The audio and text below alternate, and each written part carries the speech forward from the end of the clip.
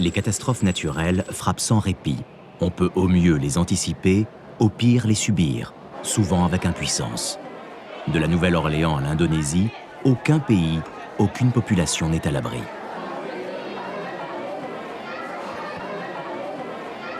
Ces catastrophes sont de plus en plus dévastatrices. Comment l'expliquer? C'est la vulnérabilité des hommes qui est en cause. Croissance de la population, urbanisation galopante, construction élevée, dégradation de l'environnement, autant de facteurs qui expliquent des bilans humains et matériels considérables.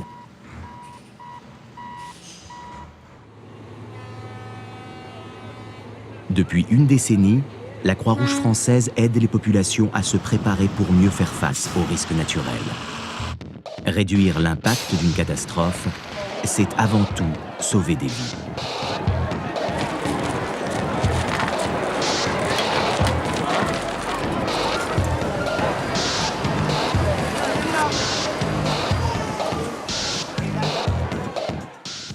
Une catastrophe naturelle, c'est d'abord un phénomène climatique, donc que ce soit un cyclone, une inondation, un séisme, une sécheresse.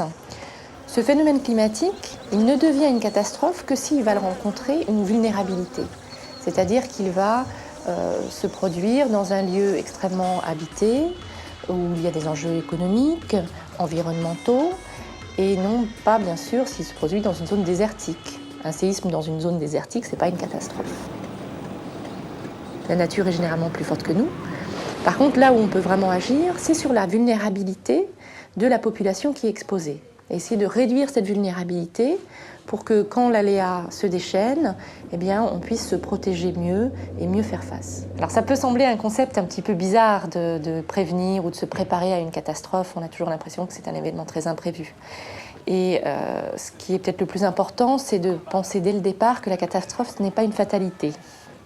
Elle peut être prévue, on peut s'y préparer, on peut même en atténuer les effets si on fait du travail en amont et non pas évidemment au moment où la catastrophe arrive, quand c'est trop tard.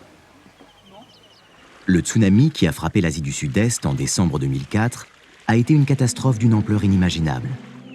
De nombreuses vies auraient été épargnées si les populations avaient été éduquées et préparées, si elles avaient été alertées et évacuées. Ce terrible événement a déclenché une prise de conscience. Agir avant qu'un phénomène naturel se déchaîne permet de sauver des vies et des biens.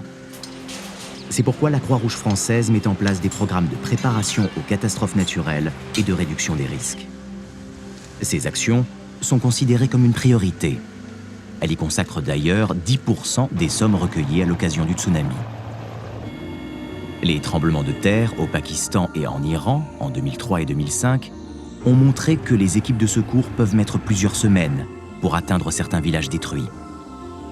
Entre-temps, les populations affectées doivent se débrouiller par elles-mêmes, se porter mutuellement secours et assurer ainsi leur survie. Connaître à l'avance le comportement à adopter en cas de catastrophe naturelle permet à des communautés entières de préserver leur existence et leurs biens. Pour ne pas se retrouver en position de victime, les populations doivent être acteurs de leur propre sauvegarde. Agir au plus près des communautés, c'est leur permettre de réagir efficacement à un événement brutal et imprévu.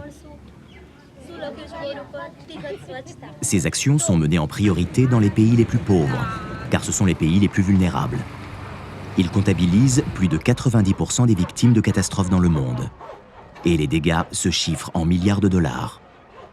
C'est toute l'économie qui est touchée. Les infrastructures sont détruites, des années de travail, d'investissement dans le développement sont anéanties. La pauvreté augmente.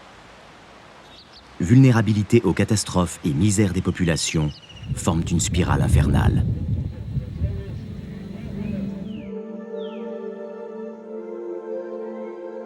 C'est le cas des pays frappés de façon incessante par les catastrophes naturelles. Par exemple, Haïti et ses 8 millions d'habitants ont été affectés entre 2000 et 2005 par 9 cyclones tropicaux, 11 inondations et une sécheresse. L'État n'est pas suffisamment organisé et structuré pour y répondre. Les moyens humains, matériels et financiers sont insuffisants. Dans ce contexte, le soutien apporté par la Croix-Rouge française depuis 2001 est plus que nécessaire. Elle renforce les capacités de la Croix-Rouge haïtienne, elle informe et prépare la population. Haïti est un pays complètement vulnérable par rapport aux catastrophes naturelles telles que les cyclones, les inondations, les tremblements de terre, les glissements de terrain. Maintenant, si on ne fait pas de prévention, après une catastrophe, on aura beaucoup plus de victimes. Mais grâce à la prévention, les gens sont alertés à temps et on a préparé des abris temporaires pour déplacer les gens dès qu'on annonce une catastrophe. Ça a diminué complètement l'impact des catastrophes sur la population. Et la Croix-Rouge haïtienne diffuse des spots de sensibilisation pour pouvoir prévenir la population des conséquences des catastrophes et des menaces qui existent. Et la Croix-Rouge haïtienne également organise avec la Croix-Rouge française des comités locaux de désastres. En gros, la Croix-Rouge française et la Croix-Rouge haïtienne s'associent ensemble pour apporter du secours aux victimes, surtout les plus vulnérables dans les bases altipodes.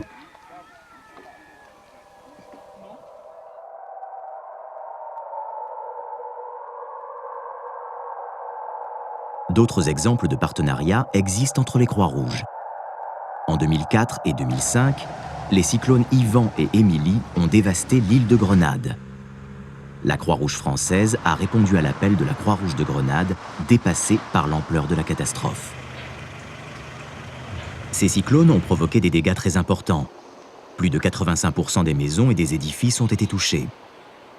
Grâce à la solidarité internationale et au travail fourni par tous les habitants, les dommages matériels ont été en grande partie réparés.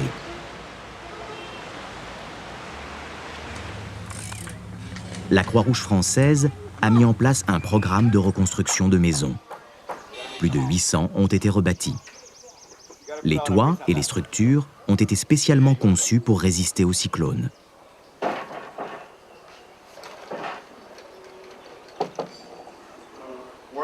À l'appui de ce programme, la Croix-Rouge française a initié un projet de préparation des communautés afin que pareille situation ne se reproduise pas.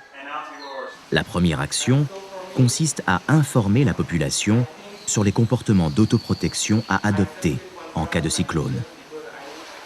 La deuxième concerne la mise en place de comités locaux de désastre. Ils sont composés de bénévoles qui ont pour tâche d'identifier les besoins, de recenser les personnes les plus vulnérables et de faire remonter l'information aux équipes de secours. Ils dressent également des plans d'évacuation.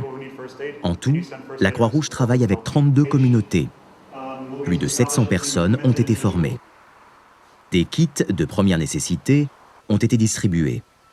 Ces moyens permettront de faire face aux catastrophes dès les premières heures. Enfin, la Croix-Rouge a mis en place des micro-projets.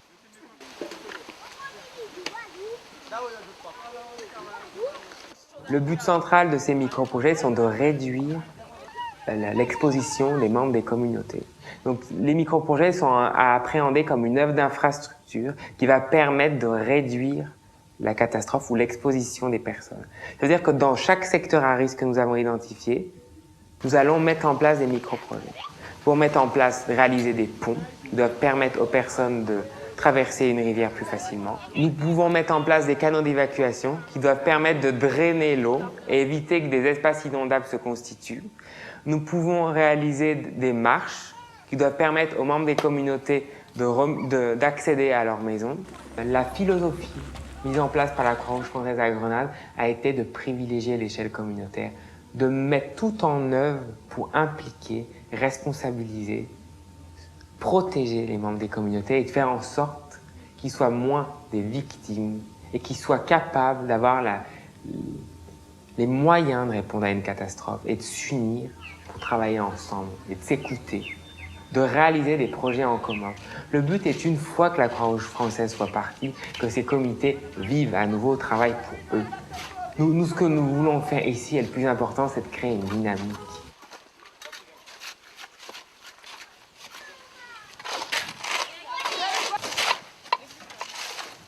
Mount Tranquil is a community known as vulnerable because we have a lot of disabled small children, pregnant people, unemployed, single parents, and stuff like that. This area is prone to flooding. This house right here, when the drain is flooded, it comes into the yard, so that is why we're trying to limit the amount of water that comes in the yard. That is why we're doing the drain, opening the top so that the water can flow easily. The project we're working in, though, is under the French Red Cross. The community that we put together are working to help complete the program. It's not for money, it's just self-help. We work on Saturdays and Sundays.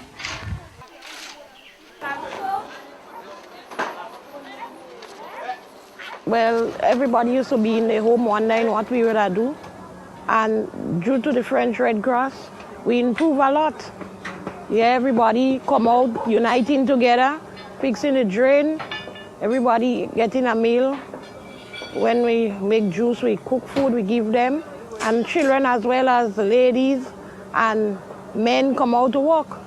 Yes, and that's very good. So the drain is good benefit.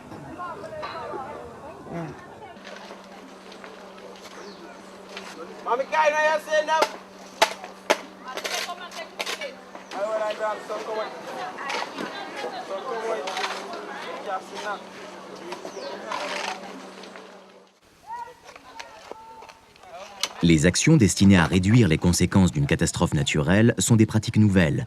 Elles sont participatives et engagent les communautés.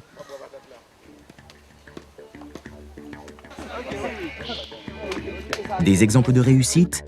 Au Mozambique, en 2001, 34 000 habitants ont échappé aux inondations grâce aux équipes de secours. La même année, à Cuba, 600 000 personnes ont évacué à l'approche du cyclone Michel grâce à une information efficace. Bien que les résultats soient probants et les coûts peu élevés, peu d'organismes s'investissent dans des actions de préparation aux catastrophes naturelles. Le service humanitaire de la Commission européenne en a bien conscience. La préparation, la prévention a été jusqu'il y a très récemment vue plus comme un coût que comme un investissement. Or, on sait très bien que si on investit dans la prévention, on va éviter des désastres et donc on va éviter des coûts qui sont très importants. Le seul désavantage de la préparation et de la prévention, c'est que si elle est bien faite, elle n'est pas visible. Et ça, je crois qu'il faut en tenir compte, à savoir que ce soit pour les donneurs, que ce soit aussi pour les intervenants de l'humanitaire, que ce soit pour les gouvernements. Il est toujours plus visible d'être vu en train de répondre et de sauver des gens que de faire de la prévention.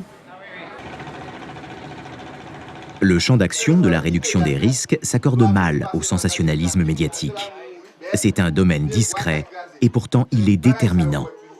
Sa pertinence se mesure dans le long terme et s'inscrit dans une logique de développement durable. Les objectifs du millénaire qui ont été définis par les Nations Unies, tous ces objectifs ont une dimension qui pourrait prendre en compte la réduction des catastrophes. Le mot n'a jamais été prononcé. Si on prend un exemple très concret qui est l'objectif du millénaire, qui est l'éducation, si cet objectif est atteint, ce qui ne sera peut-être pas le cas, notamment en termes de construction d'écoles, 60% des écoles qui sont prévues d'être construites s'écrouleront sur les enfants au premier tremblement de terre. Donc cette problématique n'a pas été prise en compte. Pourquoi ? Parce qu'elle n'est pas très bien comprise et parce que le lien avec la réduction de la pauvreté n'a pas toujours été fait. Les phénomènes dits naturels ne deviennent catastrophes que parce que les hommes y sont vulnérables. Le refus de cette fatalité justifie la nécessité d'aider les populations à se prémunir contre les catastrophes. Au-delà de l'aide d'urgence qui occupe le devant de la scène médiatique, la solidarité consiste à donner aux citoyens, dès son plus jeune âge, des réflexes clés pour être l'acteur de son autoprotection. Agir aujourd'hui pour mieux sauver demain.